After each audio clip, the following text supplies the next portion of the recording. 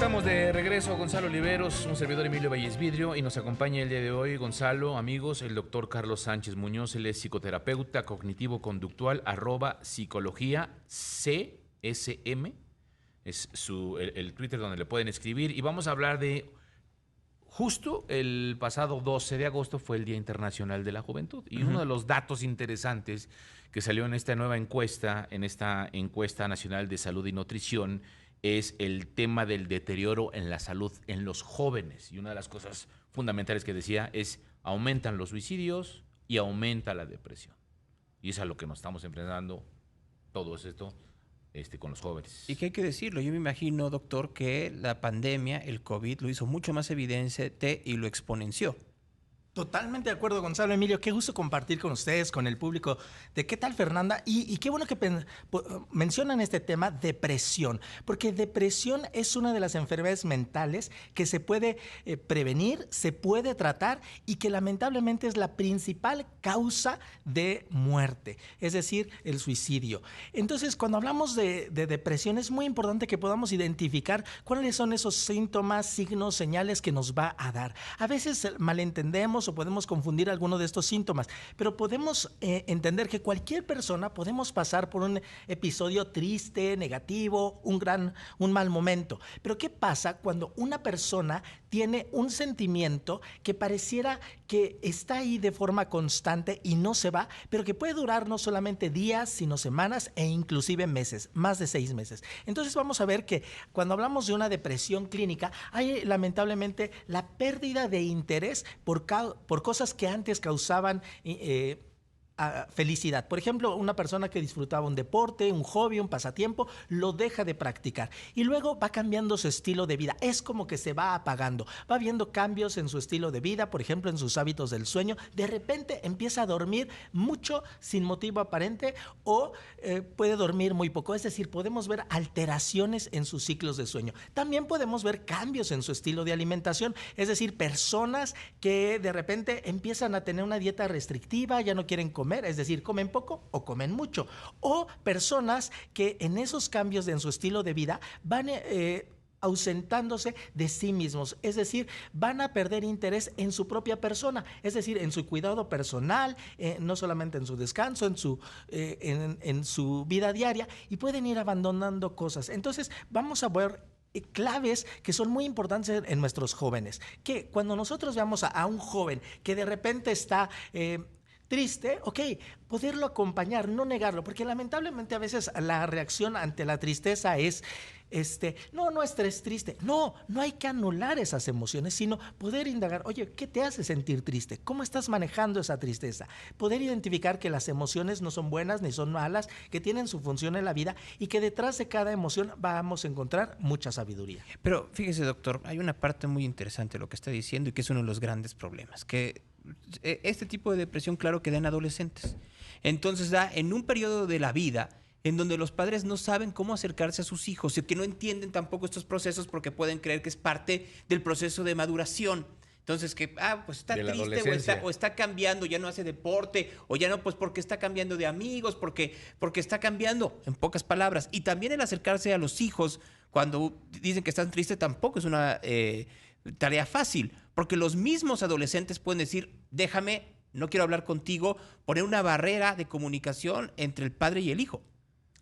Lamentablemente sí tienes mucha razón. Algunos padres pueden identificar retos en su comunicación y en la educación con los hijos, y más cuando hay ese puente de comunicación no se ha construido de forma gradual, progresiva, constante durante cada etapa de la vida. Es decir, desde generar un vínculo de confianza, un vínculo seguro desde la lactancia, estar presente en su infancia temprana, y desde luego en la pubertad poder conocerse como personas y poder construir esa relación de confianza. Y entonces vamos viendo esos resultados ya muy marcados en la adolescencia, cuando una persona quiere construir su propia identidad y está buscando esa relación con el mundo y puede haber eventos que lamentablemente emocionalmente fueron significativos y le marcaron aún desde la infancia, pero como nunca fueron resueltos ni abordados con los padres y cuando ya se aflora, es como un árbol, ¿no? Que quizá el árbol no da fruto a los 5 años, a los 7 años, pueden pasar 10 años para que dé un árbol fruto. Y lamentablemente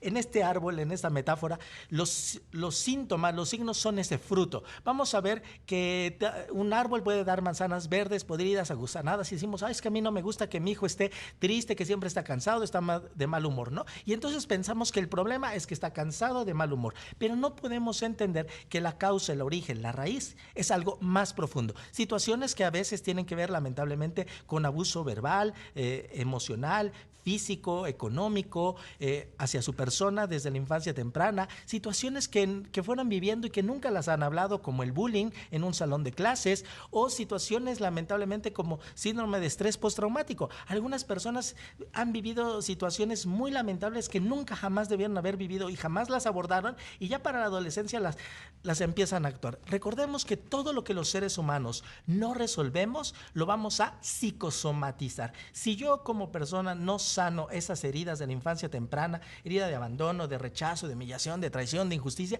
en la adolescencia, en la pubertad, lo vamos a empezar a manifestar. Y de ahí pues hay muchas consultas dermatológicas, de cardiólogo, vemos alteraciones ya con nutriólogos en su peso, pero esto obedece a cosas emocionalmente no resueltas.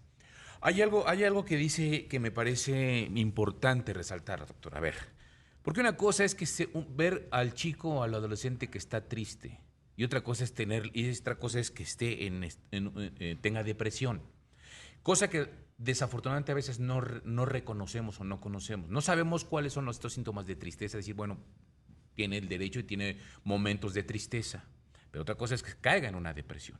Y el problema también radica que los papás no tenemos esta línea para saber si es tristeza o es depresión, y lo que hacemos es, échale ganas, hijo, ¿no? O échale ganas, y con eso no se resuelve una depresión. Entonces, debe de haber algunos focos importantes que tenemos que considerar y saber que estamos enfrentando a un niño no con un capricho de tristeza o una situación de tristeza, sino más bien con una situación emocional mucho más fuerte que llega a la depresión, porque a lo que todo nos preocupa es que llegue al suicidio, y ahí no sabemos cómo actuar. ¿Y por qué? Porque no tuvimos estas herramientas para identificarlo. Exacto, Emilio, me encanta lo que tú dices, porque esto es un proceso que debiéramos de darle esas herramientas desde la infancia temprana. Afortunadamente, por ejemplo, películas maravillosas como de Pixar, Intensamente, nos ayuda a poder conocer e identificar esas emociones. Emociones básicas como el enojo, la tristeza, la alegría, la frustración.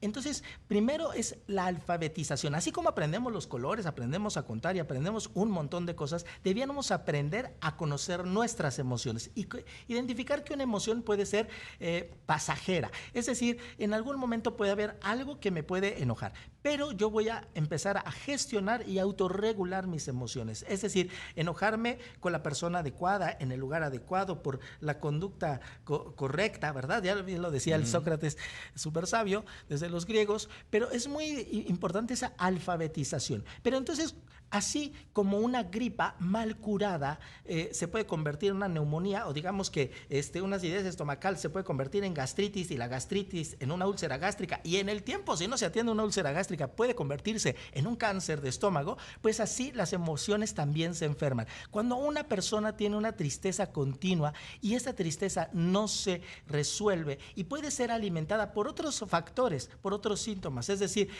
había una tristeza por un abandono del padre, de repente la chica tiene una relación amorosa y sufre un descontento amoroso, y después van pasando situaciones de bullying y se van incrementando situaciones emocionalmente no resueltas, pues sería el caldo de cultivo para una mente para enfermarse. Es decir, no de la noche a la mañana se llega a esa depresión. Por eso es muy importante enfocarnos no solamente en los síntomas y en los signos de esas enfermedades, sino sobre todo en nuestra salud mental.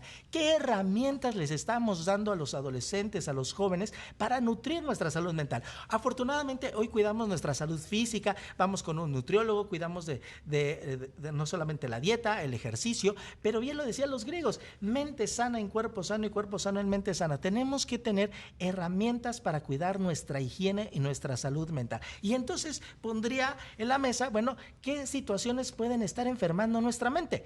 Y no solamente hablo de relaciones sentimentales tóxicas o de personas en la familia, eventos traumáticos, sino de programas de televisión, algunas situaciones, música que puede ser altamente tóxica, que está llena de medias verdades y mentiras completas. Entonces es muy importante que nosotros cuidemos esa higiene, esa salud mental, para garantizar que aprendamos a identificar nuestras emociones, gestionar nuestras emociones y además no dejar que una situación emocional no resuelta se convierta en algo como una depresión. Y sí, bien lo decías, por ejemplo, Gonzalo, que desde la pandemia, bueno, en Estados Unidos, ya para el 2018, 18.1% de la población sufría, por ejemplo, ansiedad.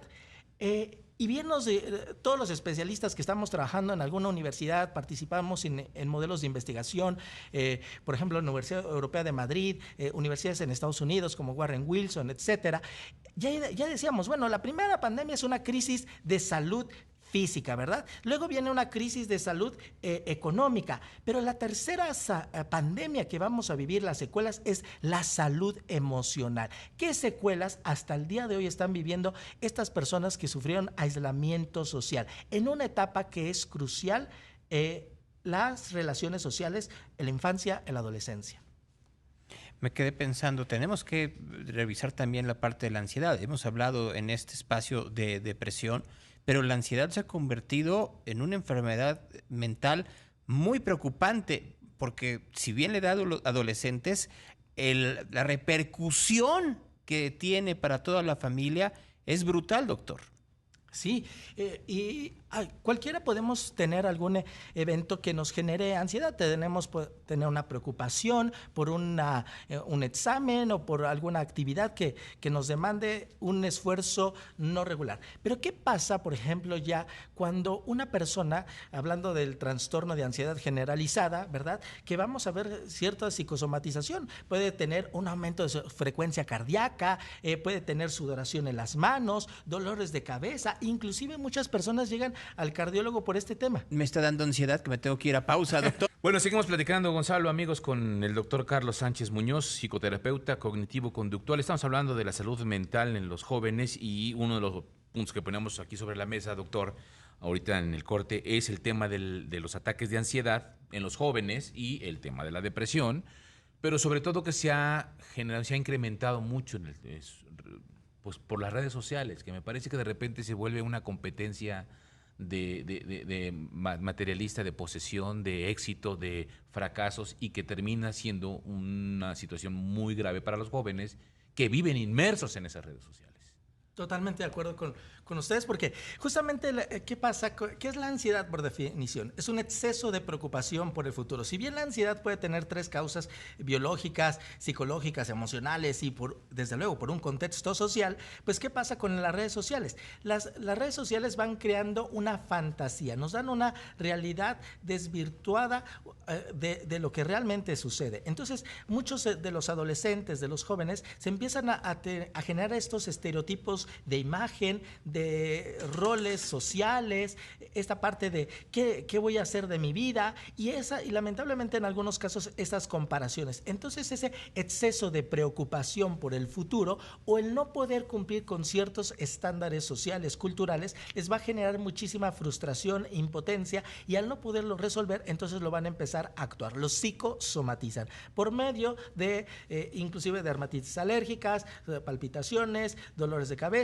pero cuando esa ansiedad, esa frustración, esa impotencia no se resuelve, lamentablemente en algunos casos caen en una terrible mentira, que es el suicidio. Y no es que ellos en realidad quieran morir, sino que lamentablemente creen que a través del suicidio van a poder apagar esa ansiedad, esa frustración, esa impotencia, esas situaciones emocionalmente no resueltas.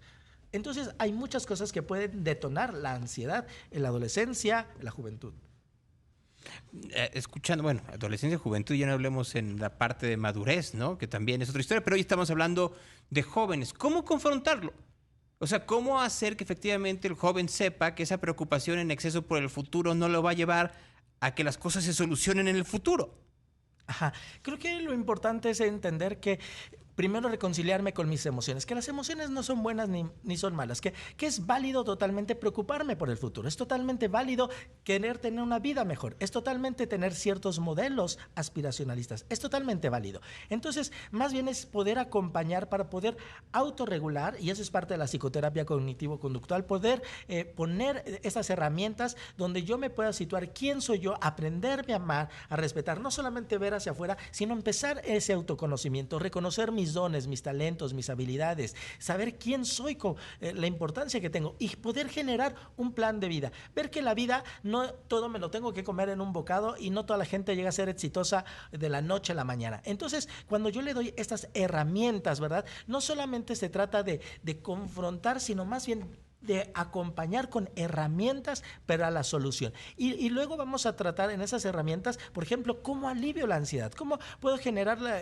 por ejemplo, si algo me preocupa, ¿qué voy a hacer? Bueno, bioquímicamente puedo ayudar a mi cuerpo, por ejemplo, a tomar un té de lavanda, puedo tomar un baño de agua caliente que me relaje, puedo escuchar música alegre, puedo valerme de ciertas herramientas maravillosas, por ejemplo, como el hacer ejercicio aeróbico cardiovascular, que está probado que me va a ayudar con bioquímicos. Pero también creo una parte muy importante, y usted es muy modesto, doctor Carlos Sánchez Muñoz. La ayuda de terapia siempre es fundamental y en estos tiempos todavía hay gente en este país en donde de pronto rehúye la terapia cuando tendría que ser una herramienta pues fundamental para poder combatir este tipo de enfermedades mentales. Totalmente. Lamentablemente en nuestro país aún no tenemos esa cultura, así como ir al dentista 2 veces al año, y no es que porque si tengo una caries o me duele el diente, sino parte de mi higiene bucal es importante ir a una revisión y a una limpieza dental. Y también algunos pacientes me han dicho es que la terapia es parte de la canasta básica, debiera ser parte de la canasta básica, es algo que tenemos que procurar en nuestra higiene mental, y no es porque ya tengo una enfermedad o tengo un problema, no, empezar a adquirir herramientas para solucionar esas situaciones emocionales para que después no se conviertan en un conflicto mayor. Y por eso es muy importante desde los niños poder acompañarles con psicoterapia especializada para niños, en los adolescentes, darles herramientas, no solamente orientación vocacional, que es muy valioso, sino también ayudarles a gestionar sus emociones, ir resolviendo esos temas que a veces los minimizamos, la muerte de un ser querido, ya sea de una mascota, de un familiar cercano, momentos específicos en la vida como el cambio de una escuela, el cambio en situaciones de familia, ya sea la llegada de un hermanito más pequeño o el divorcio de unos padres o situaciones que emocionalmente van pasando como terminar una relación, poderles dar herramientas. En la terapia tenemos muchísimas herramientas como películas, libros, ahora audiolibros, un montón de recursos que van a ser muy útiles para poder generar una generación más fuerte. Pues eso es una generación más fuerte, pero también tenemos una generación de cristal, de que cualquier señalamiento en torno a conducta, a comportamiento, termina siendo también un conflicto. Sí, y aquí sería muy importante irnos a la causa, al origen. ¿Qué estamos haciendo como adultos para que producen esa generación de cristal? ¿Qué parte yo no he aprendido ese equilibrio entre amor y disciplina? Donde sí es importante poder validar las emociones, acompañarlos en sus emociones, pero que no hay nada de malo en establecer límites sanos. Y cómo a través de esos límites claros yo le voy a ayudar a un niño no solamente a autorregularse, a gestionar sus emociones, a desarrollar tolerancia a la frustración, a poder entender que no siempre tienen que ganar, no siempre tienen que tener la razón y que no siempre tienen que... Aquí quiero detenerme en una cosa que dice que es bien importante. Hay que enseñarles a que no siempre tienen la razón, a que no siempre van a ganar, a que no siempre, Sin embargo, los métodos, algunos pedagógicos, en algunas instituciones, por ejemplo, de paga, lo que le dicen es, eres el líder. Tú eres el líder, tú eres lo mejor, tú eres... Entonces les venden la idea de que realmente no tienen otra opción más que ser el líder. Y entonces volvemos con unos chavitos que tienen que demostrar que son absolutamente triunfadores, que tienen todo por ganar y que todo el mundo les tiene que servir.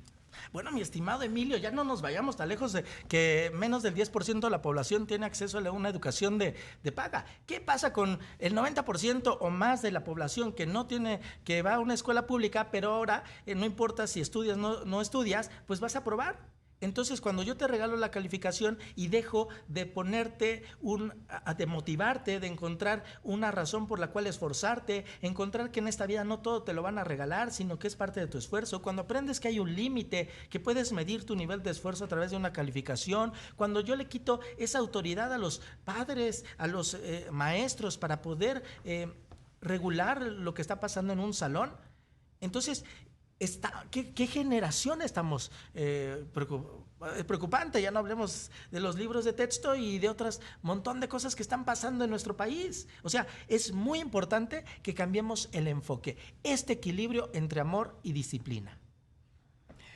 Pues yo nada más para terminar, porque el tema es muy vasto en el caso de los jóvenes, hay que hablar luego de los adultos mayores, de los ancianos, en donde también la depresión, la ansiedad, los índices de suicidio han ido aumentando de forma alarmante en este país. Triste realidad. A veces vemos Japón como un país muy distano, en Oriente, ¿verdad? Y vemos ese suicidio en sus hogares, donde pasan semanas, inclusive meses, y la familia tristemente se da cuenta. Pero en nuestro país no estamos tan alejados de esa triste realidad, donde no hemos tomado esa responsabilidad de nuestros seres queridos. Doctor, muchísimas gracias. Gracias por haber estado con nosotros. Gracias por platicar de este tema tan importante, el doctor Carlos Sánchez Muñoz. Él es psicoterapeuta cognitivo-conductual, @psicología con P, psicología CSM. Gracias.